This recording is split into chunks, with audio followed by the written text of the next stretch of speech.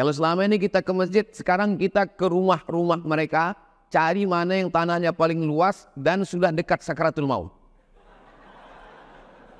Kita mau selamatkan hartanya. Daripada diwarisi anaknya, anaknya tak terlalu ganas, menantunya ini.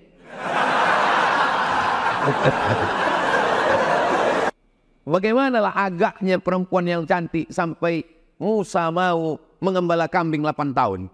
Hanya ada satu ayat. Tamshi ala istihya. Perempuan yang berjalan dengan sifat malu-malu. Maka kalau dapat perempuan yang punya rasa malu, maka layak kau perjuangkan walaupun mesti mengembala kambing 8 tahun lawan. Yang senyum yang belum nikah aja. Yang udah apa boleh buat? Sebetis. Supaya nanti kaki Ustaz tak masuk lumpur, kata dia. Sampai ke dalam, rupanya sepinggang lumpurnya. Habis saya kena prank. Pergi kami lebih 40, hampir 30-40 orang. Yang sampai ke pohon tualang sarang lebah itu tinggal berapa orang Ustaz? 11 orang tinggal. Yang lain tuh berguguran. Tapi pas dipoto masuk semua orang. Masuk kantor dari jam 8 pagi sampai jam 4 sore bernilai ibadah. Dengan cara apa? Dengan cara menyebut nama Allah pagi berangkat. Mama, papa, adik, abang, kakak, aku berangkat kerja mencari rezeki yang halal. Berangkat atas nama Allah Subhanahu wa ta'ala. Jadi di sini akan mengalir kepada Anda. Hanya karena kita masih hidup tidak bisa melihat itu amal. Tapi kalau kita sudah meninggal dunia, akan melihat amal terus mengalir pada kita. Jadilah orang kaya di akhirat nanti. Dengan menanam saham modal di tempat ini, tempat mulia. Bismillah.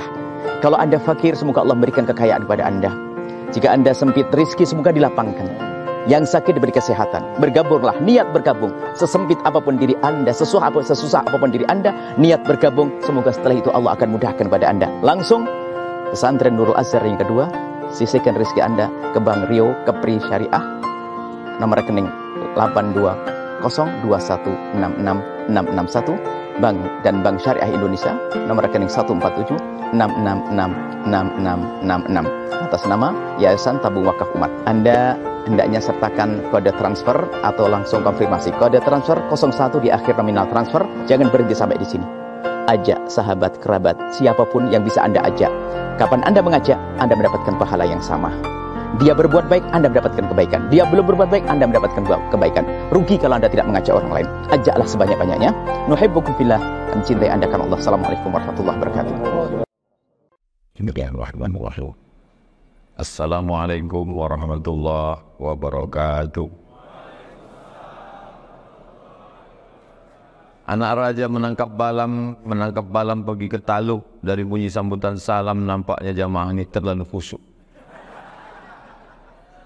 Anak raja menangkap balam di Tembilahan. Dari sambutan salam nampaknya jamaah ini mungkin juga kedinginan. Anak raja menangkap balam di Kota Batak. Dari bunyi sambutan salam nampaknya belum dapat kue kota. Itu tanda kita di bumi Melayu lancang kuning.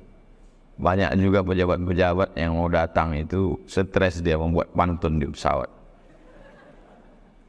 Pertemuan kita di pagi hari yang penuh berkah hari Jumat ini karena izin Allah.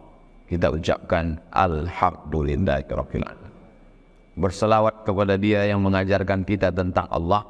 Allahumma shalli ala Sayyidina Muhammad wa ala al Sayyidina Muhammad.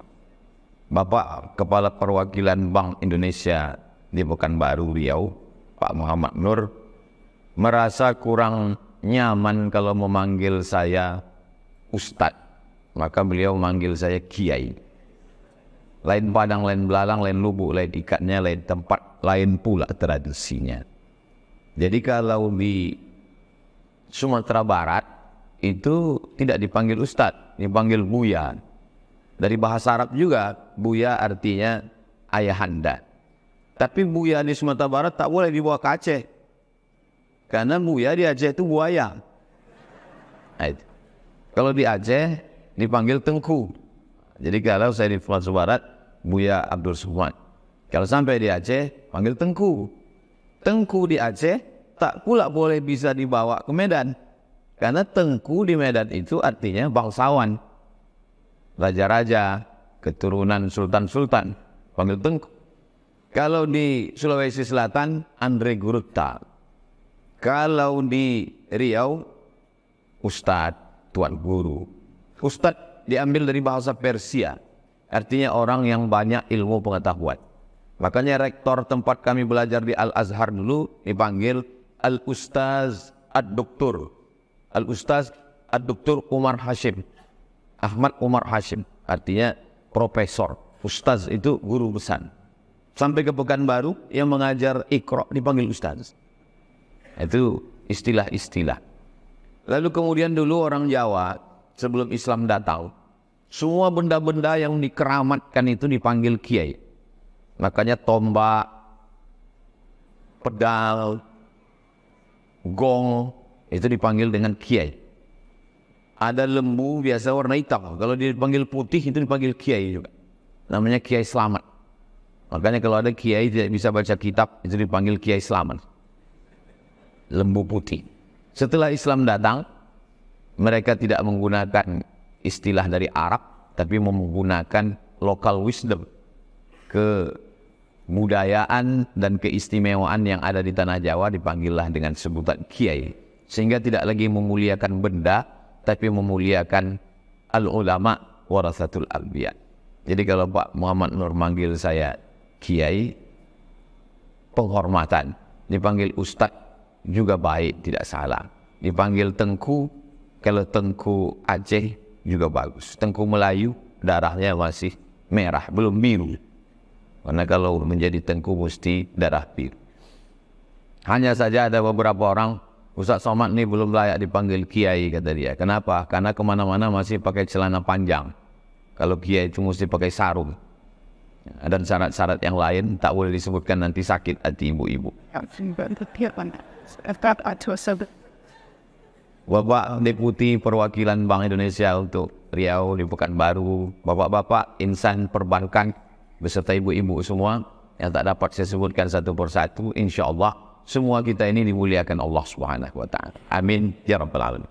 Saya senang sekali mendapat kabar bahwa ternyata di Bank Indonesia ada kajian bulanan. Saya dulu rutin kemarin, setiap bulan saya mengisi kajian. Baru sejak 2019 sampai sekarang inilah, sudah 5 tahun baru inilah datang. Kalau dulu memang selalu saya kemana. Dan orang pun bilang, kenapa Ustaz tidak mau datang tausiah lagi ke BI? Kalau Tuan pergi ke Padang jangan lupa memberi rendang. Bukan Ustaz Abdul Somad tak mau datang, tapi kan memang tak diundang.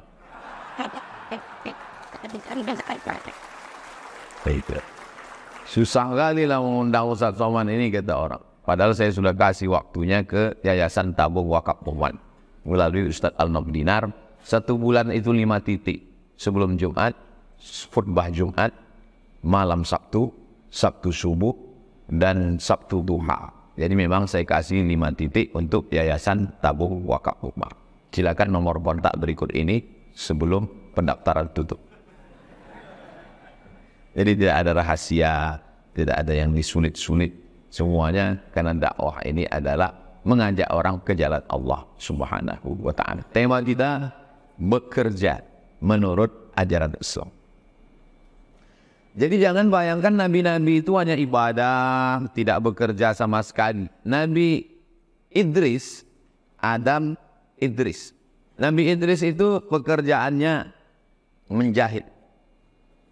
Sumbernya Ustadz, nama kitabnya Ad-Dasuki ala Ummil Barahid. Itu kitab tauhid yang dipakai di pondok sekolah tempat saya belajar di Al-Jamiatul Wasliyah Medan, Sumatera Utara. Jadi Nabi Idris itu menjahit. Waktu dia sedang menjahit, datanglah iblis membawa kulit telur ayam. Kata iblis, Idris, ya, sanggup tak Tuhan memasukkan dunia ke dalam cangkang telur ayam ini?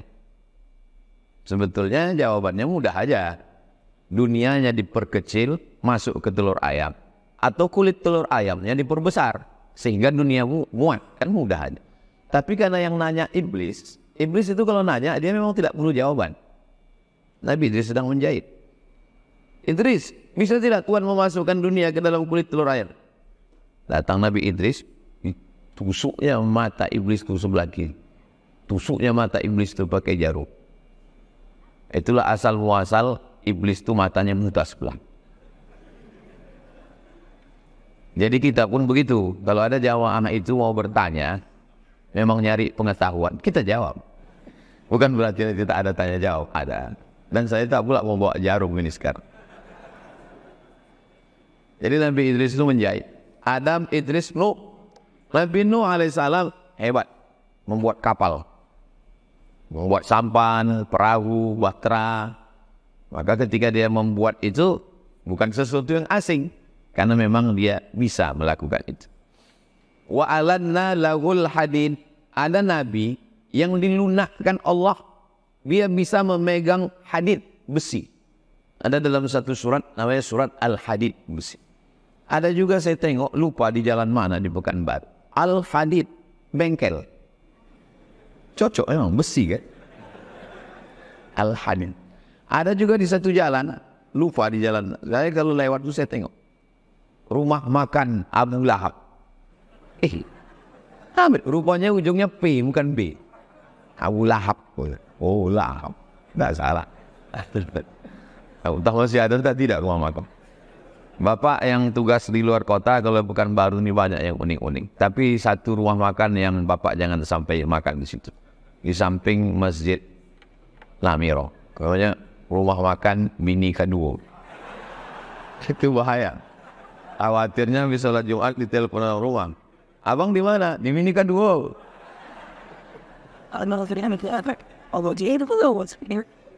Sampai mana tadi lupa pula. Jadi Nabi Nuh itu, Nabi dilunakkan Allah.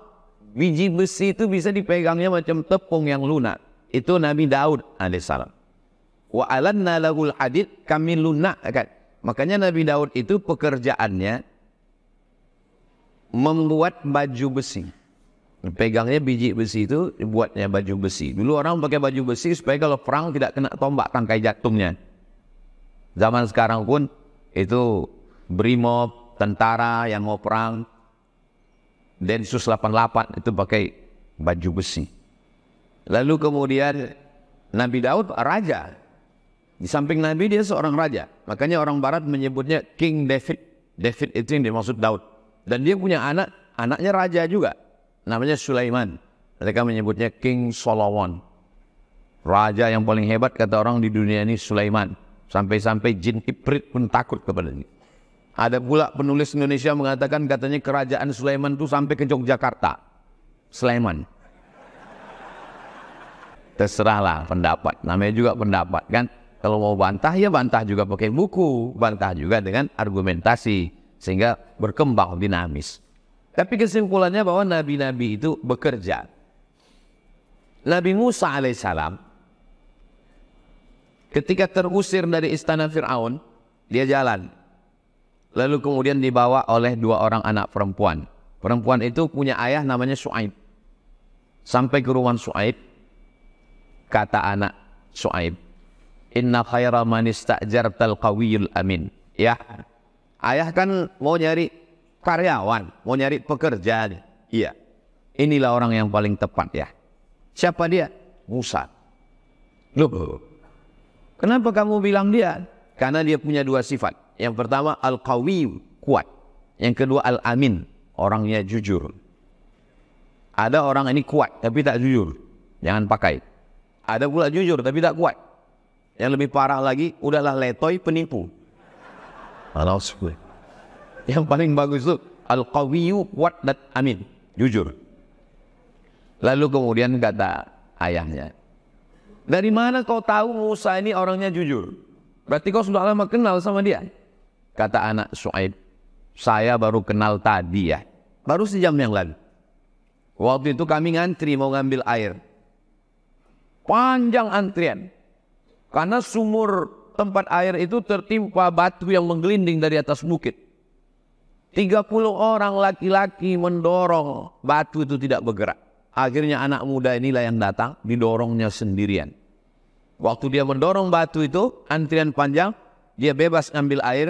Waktu itulah dia panggil kami dari antrian belakang. Ladies first. Yang perempuan so. Itulah aku tahu dia kuat. Oh, jadi baru kenal tadi? Iya. Dari mana kau tahu dia amin? Orangnya amanah. Waktu tadi aku menjunjung air, dia di belakang, aku di depan. Tiba-tiba angin bertiup kencang. Mohon maaf, nampak lekuk tubuhku. Di saat itu dia berpindah ke depan, kami yang di belakang. Di situ aku tahu dia jujur ya. Jadi perempuan zaman dulu itu, bertiup angin baru nampak lekuknya. Sekarang tak ada angin pun nampak.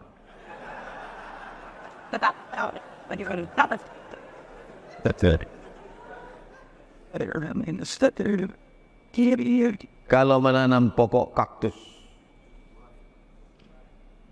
jangan ditanam di tepi-tepi. Kalau menanam pokok kaktus jangan ditanam di tepi-tepi. Saya tahu si Ani kurang fokus karena saya tengok udah datang kok.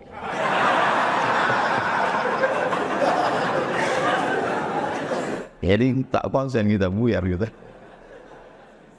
Jadi akhirnya diterimalah Musa sebagai karyawan Syuaib untuk mengembalakan kambing.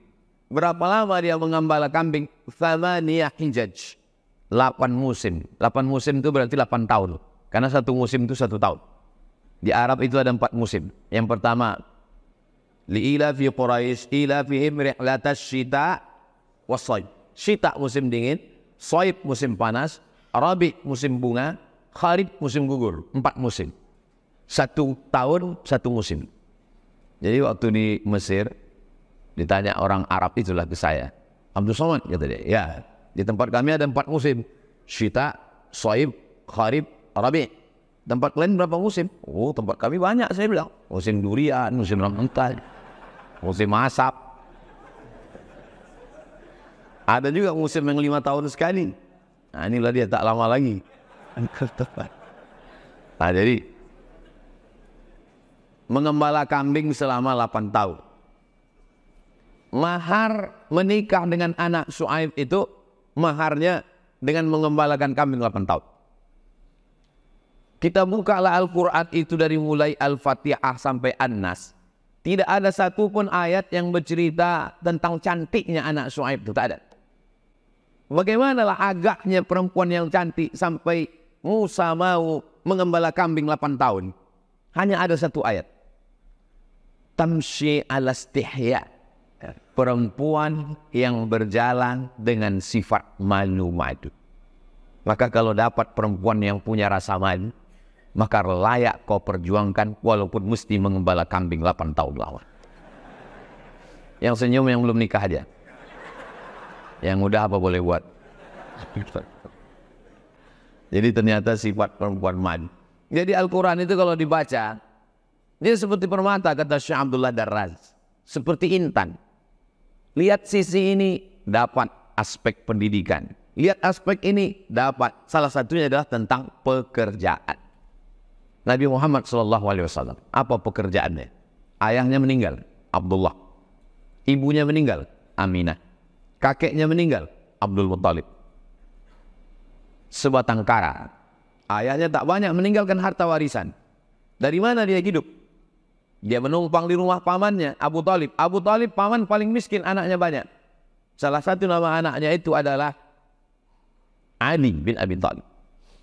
Maka Nabi menghidupi dirinya dengan cara bekerja mengembala kambing. Nabi Isa mengembala kambing. Nabi Musa mengembala kambing. Nabi Ibrahim mengembala kambing. Nabi Muhammad SAW mengembala kambing. Dan hampir semua nabi-nabi mengembala kambing. Kenapa? Karena orang yang mengembala kambing melatih kesabaran. Kambing yang dibawa dari kandang pagi 30, pulang mesti 30. Kalau tinggal 29, gagal. Kambing yang dibawa 30, ke 30-nya mesti makan. Ada kambing yang larinya kencang, ada yang pelan, semua mesti dijaga, terpelihara. Makanya saya usulkan ke depan, caleg-caleg itu mesti mengembala kambing dulu. Sebelum dia mengembala manusia. Kenapa? Karena di situ dididik tentang kesabaran dan lain sebagainya. Barulah setelah dia agak lewat masa usia remaja, karena biasanya yang mengembala kambing ini remaja-remaja, barulah dia membawa barang dagangan. Dia tak ada duit, tidak punya barang-barang. Barang-barang itu punya perempuan kaya. Nama perempuan itu Khadijah. Datang orang bawa barang, nanti bagi hasil, untungnya sekian. Datang yang satu bawa barang-barang, bagi hasil, namanya mudharabah. Tapi ada yang unik, setiap anak muda ini yang bawa laku berkali lipat ganda. Akhirnya Khadijah penasaran, siapa orang yang menjual barang ini? Kenapa kalau dia yang bawa laku terus? Aku mau lihat orangnya mana. Mereka bawalah Nabi Muhammad. Ketika itulah dia melihat Nabi. Seandainya difilmkan, suara yang paling tepat soundtracknya pas dia nengok itu. Itulah agak-agak. Mana tahu ada adik-adik kita yang kreatif mau buat video pendek nanti kan. Tapi tak boleh menampakkan wajah Nabi itu, tak boleh. Makanya dalam film The Message itu yang dilihatkan hanya ontanya, tongkatnya, cahaya. Nabi Muhammad itu selalu diumpamakan sebagai nur. Makanya dia selalu waktu datang disambut Tala'al badru alaina. Badru artinya bulan purnama yang bercahaya. Dalam Quran dikatakan ja'akum minallahi nur. Sudah datang kepada kamu dari Allah cahaya. Itulah mengapa selalu disandingkan nama dia dengan cahaya, Muhammad Nur.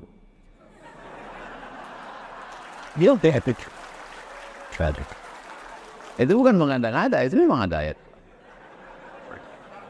Ja'akum, sudah datang kepada kamu minallah, dari Allah Subhanahu wa taala, nur, cahaya, karena dia dianggap menerangi alam semesta.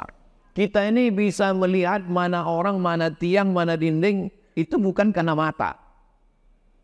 Apakah kita melihat karena mata? Bukan. Kita melihat karena cahaya. Siapa di antara Bapak Ibu yang mengatakan kita melihat karena mata, nanti jam 12 malam datang kemari, minta sama abang security matikan semua lampu, buka biji mata. Tak nampak apa-apa. Itu menunjukkan bahwa kita melihat bukan karena mata, tapi karena kita melihat karena nur. Maka hati-hati mesti menjaga nur. Makanya dalam doa sholat tahajud kita minta isi. Allahumma ja'al fi qalbi nura, wa fi sam'i nura, wa fi basari nura. Jadikan dalam hatiku cahaya, telingaku cahaya, mataku cahaya, kananku cahaya, kiriku cahaya, depanku cahaya, belakang cahaya, atas cahaya, bawah cahaya. Maka ketika saya mengisi pengajian, mudah-mudahan Allah memberikan kita nur cahaya. Amin. Ada satu ibu-ibu, nggak ada yang ucapkan amin. Pas ditanya kawannya, kok kenapa nggak bilang amin? Aku udah dapat gitu. Sudah dapat. Benar.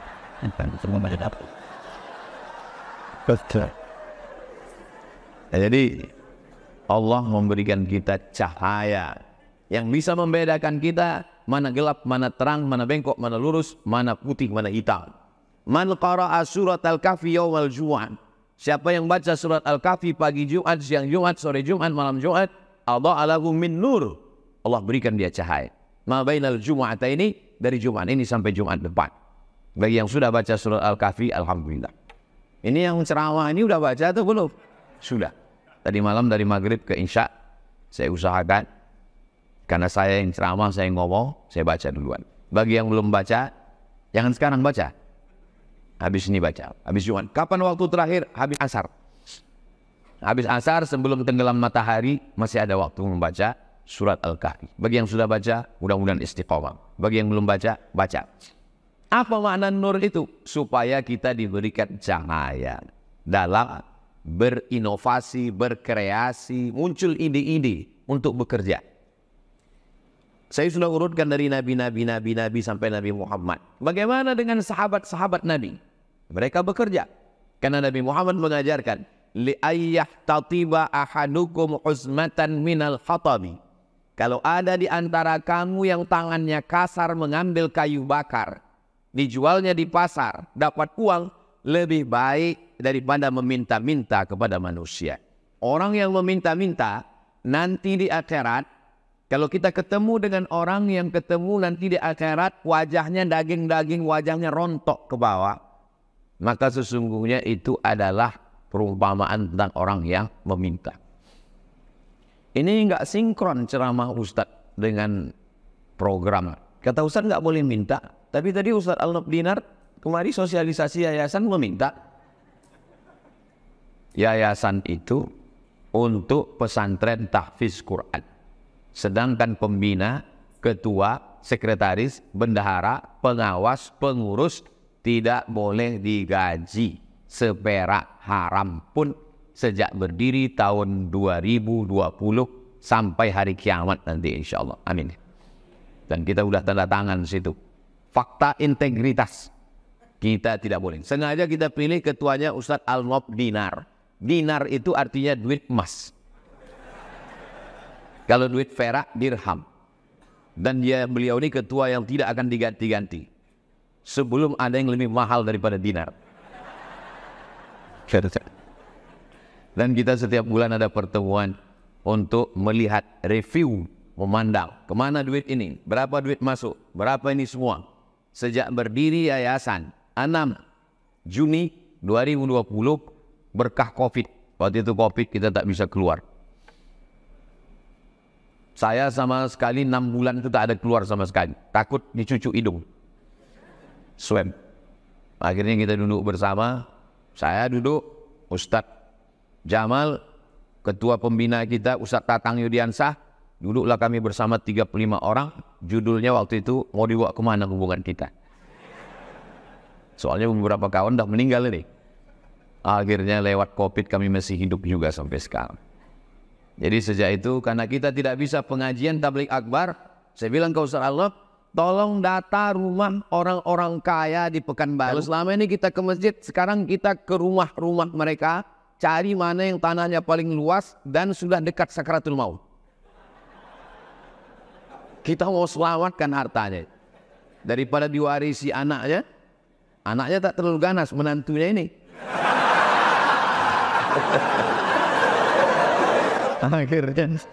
Akhirnya dapat kita lah beberapa tanah. Itulah sekarang yang jadi pusat markas. Kalau kami mati nanti, maka tanah ini tidak kami wariskan kepada anak cucu kami, akan dikelola oleh yayasan sampai mati hari kiamat. Kirimkanlah ke nomor rekening berikut ini sebelum malaikat maut tiba. Nanti Bapak Ibu lewat jembatan Leton, tak lama dari jembatan Leton jumpa simpang bingung. Jangan bingung-bingung lagi, langsung belok ke kiri menuju TPU. Sebelum sampai TPU ada nanti tulisan di kanan YTW. Maka slogannya, sebelum ke TPU singgahlah ke YTW. Kalau sudah sampai TPU jangan balik lagi ke YTW. Karena kami tidak mau menerima hantu. Jadi anak-anak ini 6 tahun gratis. 3 tahun pertama ngapal Quran.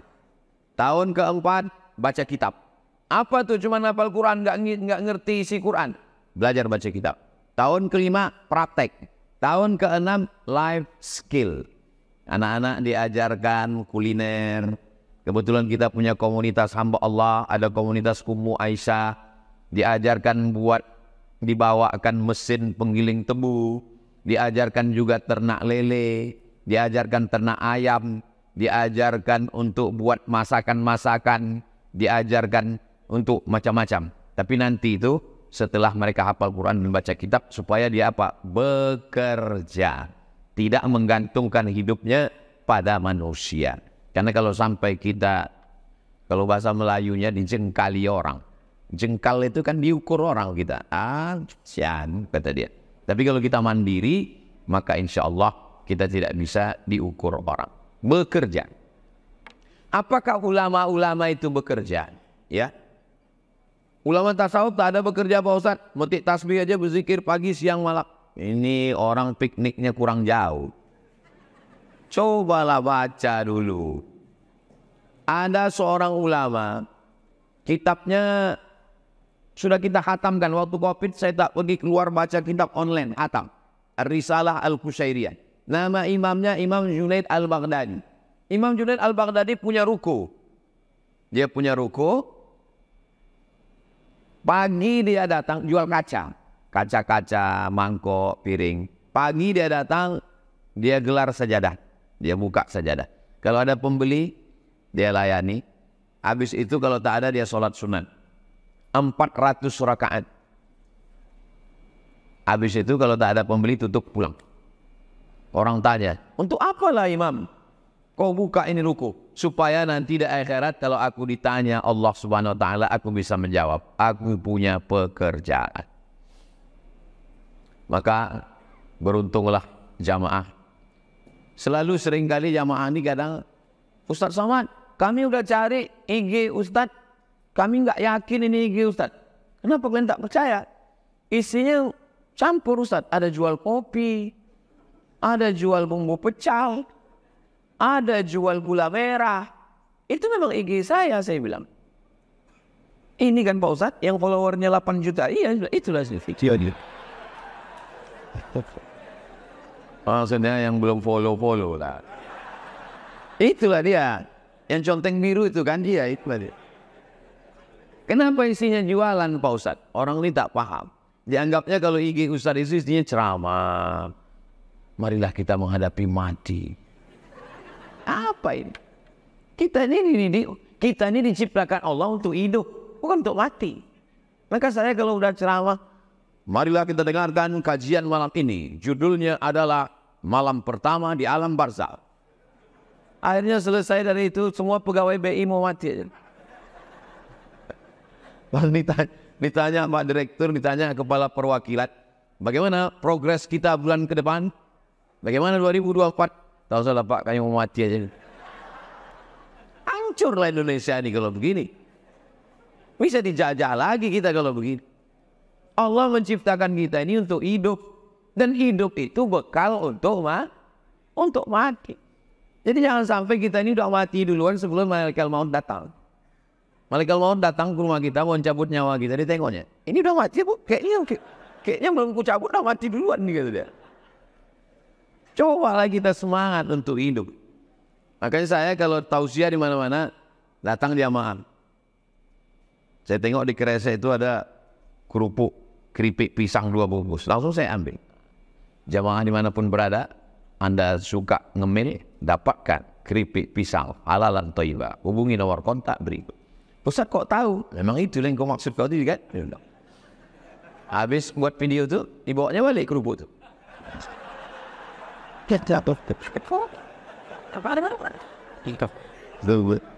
Tidak. Ini mau dibawa balik atau tidak untuk Pak Ustaz, kata dia. Apa maknanya? Yayasan Tabung Wakaf Umat kerjasama dengan salah satu jamaah kita untuk mengelola madu. Karena madu ini rupanya sindikat. Diambil sarang lebah, dimasukkan ke kuali, dimasak pakai gula merah. Waktu dicium baunya bau madu. Makanya banyak sekarang orang bilang madu ini tak ada lagi yang asli Pak Ustaz. Kalau yang asli kita bawa ke rumah marah bini kita Pak Ustaz, gitu dia. Madu YTWU itu saya sendiri yang ikut memanen. Dari sini ke Pelalawan, menyeberang sungai, masuk ke dalam. Kata panitia yang membawa saya, Ustaz Somad, ini saya belikan sepatu bot. Sepatu bot itu tingginya sebetis. Supaya nanti kaki Ustaz tak masuk lumpur, kata dia. Sampai ke dalam, rupanya sepinggang lumpurnya. Habis saya kena prank. Pergi kami lebih 40, hampir 30-40 orang. Yang sampai ke pohon tualang sarang lebah itu tinggal berapa orang Ustaz? 11 orang tinggal. Yang lain tuh berguguran. Tapi pas dipoto masuk semua orang. Sampai di situ udah basah semua.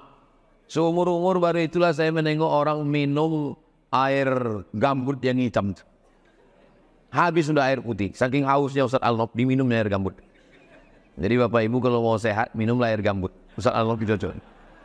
Sehat walafiat. Jadi Yayasan Tabung Wakaf Umat tidak meminta-minta. Dia mengiklankan, menyelamatkan harta umat. Yang tanahnya mau selamat, yang mobilnya mau selamat. Alhamdulillah. mobil ambulan dulu waktu meninggal almarhumah mak saya. Saya waktu itu di Pulau Madura. Di WA adik saya lah, mak meninggal. Saya bilang pesan dia dulu bawa ke kampung.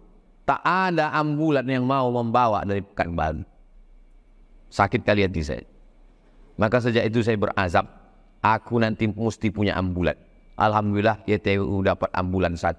Dan kemarin datang bapak jamaah ke rumah, Ustaz, aku mau ngasih ambulan ke Ustaz. Saya bilang di rumah ini tak ada yang ngurus, serahkan ke YTU. Diserahkan ke YTU. Ambulan 2, mobil Fortune 1, dan kemarin dapat mobil lagi 1. Mobil ambulan ini gratis. Syarat mau naik itu 2, mati sakit.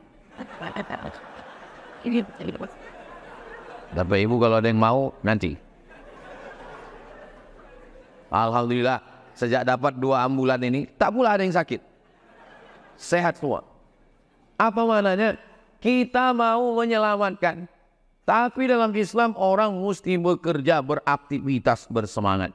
Makanya ulama-ulama itu, Ustaz Somad,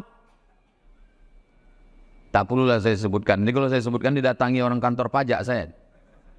Tapi kita mesti punya aktivitas, ada pekerjaan, ada income, ada pemasukan. Karena kalau tidak, maka kita akan menggantungkan hidup kita. Dan kita bersemangat melangkahkan kaki dari rumah. Bismillahi tawakkaltu ala Allah. La haula wa la quwata illa billah. Mencari rezeki nafkah. Hebatnya ajaran Islam. Ibadah itu bukan cuma sholat, puasa, zikir, baca Quran, tahtim, tahlil. Bukan. Masuk kantor dari jam 8 pagi sampai jam 4 sore bernilai ibadah. Dengan cara apa? Dengan cara menyebut nama Allah pagi berangkat. Mama, papa, adik, abang, kakak, aku berangkat kerja mencari rezeki yang halal. Berangkat atas nama Allah Subhanahu wa ta'ala. Jadi ibu-ibu sekalian yang kebetulan diberikan amanah di rumah, maka bapak-bapak suami kalian yang bekerja ini adalah beribadah. Jangan cemburu. Karena banyak juga ini sekarang perempuan ketika dia di rumah dianggapnya suaminya di luar bekerja macam-macam. Padahal mereka beribadah. Tak semua beribadah, banyak juga yang macam-macam. Ibadah. Lalu kami yang perempuan ini Pak Ustadz, prestasi perempuan yang paling hebat bukan dapat Grammy Award, bukan mendapat Guinness Book of Record, bukan mendapatkan penghargaan internasional. Prestasi perempuan yang paling hebat adalah punya anak soleh. Hadiah yang terhebat perempuan adalah surga Jannatul Firdaus. Lalu bagi kami yang udah bekerja ini gimana Pak Ustadz? Perempuan boleh bekerja. Dalam kurung syarat dan ketentuan berlaku. Izin suami, tidak bersolek jahiliyah, tidak berdua-duaan. Karena tidak dapat dipungkiri. Berangkat dari rumah jam 7. Pulang jam 4 sampai rumah jam 5. 8, 9, 10, 11, 12, 1, 2, 3, 4, 5. 10 jam dengan laki orang, 3 jam dengan laki sendiri. Berawal dari kenyamanan, lama-lama curhat, makan bareng. Kata orang kampung kami, no free lunch. Tidak ada makan siang yang gratis. Nyaman, tenang. Koko WA dia, Koko sering jalan sama dia, Koko makan sama dia. Udah macam ayahku, udah macam abangku, udah macam saudaraku. Berawal dari macam, berakhir dengan macam-macam. Mana tahu ada sahabat-sahabat yang punya usaha sablon, kaos sablon, boleh tulis. Berawal dari macam, berakhir dengan macam-macam. Tapi tolong baju-baju yang model begini jangan dipakai sholat Jumat. Nah itu maka hari Jumat baju ya begini, polos. Udahlah tulisan itu dipakai sholat Jumat. Tengok orang. Gitu. Ini intinya dari Ustaz Somad nih gitu. Saya juga yang kena. Artinya apa? Bahwa perempuan bekerja itu menolong suaminya. Gaji bapak yang bapak peroleh dengan tetes puluh keringan air mata itu menjadi nilai ibadah. Tapi tolong jangan dibalik-balik ceramah ini. Jangan pula nanti pas azan zuhur dari masjid, apalagi kita punya masjid. Hayya 'alas shalah.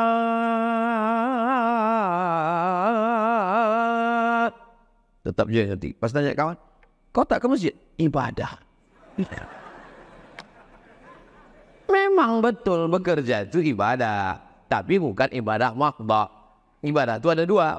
Yang satu ibadah mahdha, solat, zakat, puasa, haji, umrah. Ada satu lagi dia tidak ibadah, tapi bernilai ibadah. Itulah dia bekerja. Kami Pak Ustaz, kami di rumah menjaga anak. Maaf beribu maaf. Hamil ibadah, punya anak ibadah. Makanya kalau ada tetangga kawan ibu rese, kau ini sedikit hamil, sebenarnya ibadah.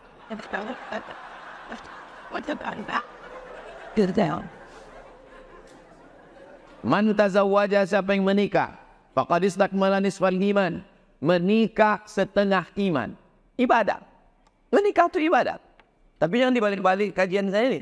Ini banyak nih kadang jamaah nih sekarang, walaupun tidak kita tafsirkan, dia udah bisa menafsirkan sendiri.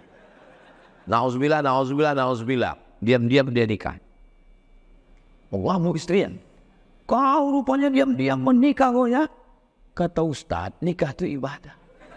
Kenapa kau diam-diam? Tak boleh niat. Ini tak ada saya sampaikan. Tidak pernah ada. Ini dia memandai-mandai. Jelas lu. Malu pula orang ini bilang gila. Jadi bekerja adalah ibadah. Dalam Islam, bayangkan aja Bapak Ibu, kita hidup 63 tahun. 63 tahun itu kan dibagi 3. Karena waktu kita yang 24 jam itu dibagi 3. Kerja 8 jam, tidur 8 jam, kerja 8 jam. Jam 8 pagi pulang jam 4 sore, 8 jam. Tidur 8 jam. Kata dokter kalau tak tidur 8 jam kena penyakit 6L, lemah, letih, lesu, letoy, loyo, lunglai. Tinggal 8 jam lagi. 8 jam lagi itu kemana? Scroll 2 jam. Grup. Habis. Tak tahu tak kemana waktu kita hilang. Jadi kalau 63 itu dibagi 3, berarti orang tidur 21 tahun. 63 tahun bagi 3. 21 tahun tidur. 21 tahun di kantor. Rumah, kantor. Mati. Tinggal 21 tahun lagi. Kemana yang 21 tahun? Kalaulah Allah tidak sayang, maka hanya sholat itu saja yang ibadah. Subuh 5 menit, zuhur 5 menit, asar 5 menit, maghrib 5 menit, isya 5 menit. Orang sholat 5 menit itu sudah lama kali sudah. Sekarang ada orang yang sholat bisa 2 menit. Iftitah, Fatihah, ayat 1 nafas.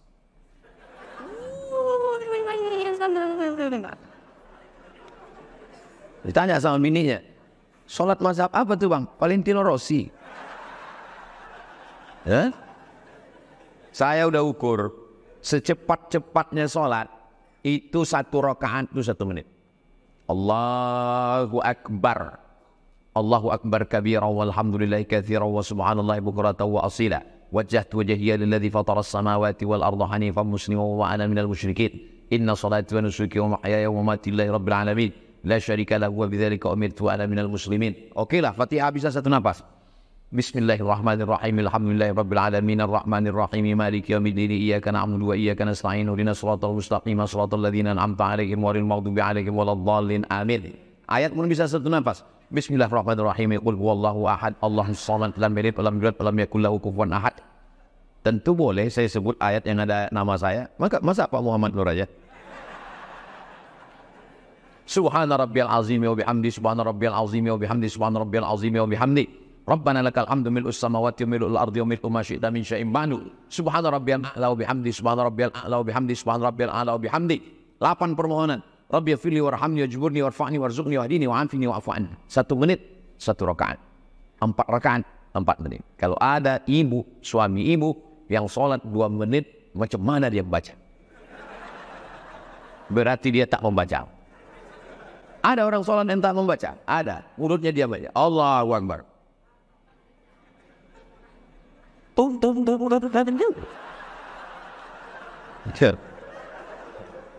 Ada orang-orang gitu.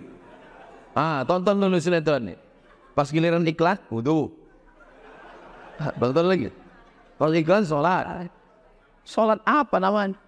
Dengan bekal itu kita mau masuk surga Allah. berapa lama kita di surga? Bukan 65 tahun. Khalidina fiha abada. Kekal selama-lamanya. Satu hari di sana 1000 tahun.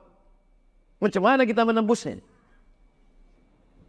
Insya Allah, tabarakallah. Saya tadi mulai jam 10:30. Rupanya sekarang sudah jam 11:30 kurang 15. Saya dikasih waktu 1 jam. 45 menit tausiah, 15 menit tanya jawab. Rupanya kita, kalau tausiah di tempat yang orang hatinya terbuka, itu tak lama terasa tausiah. Iya. Itu bukan karena saya mau menyenangkan hati. Karena ini pengalaman saya. Saya pernah tausiah di tempat orang yang hatinya tertutup. Lama kali rasa saya. Masam tak bergerak jamnya. Kapan itu Pak Ustaz? Pas acara buka bersama.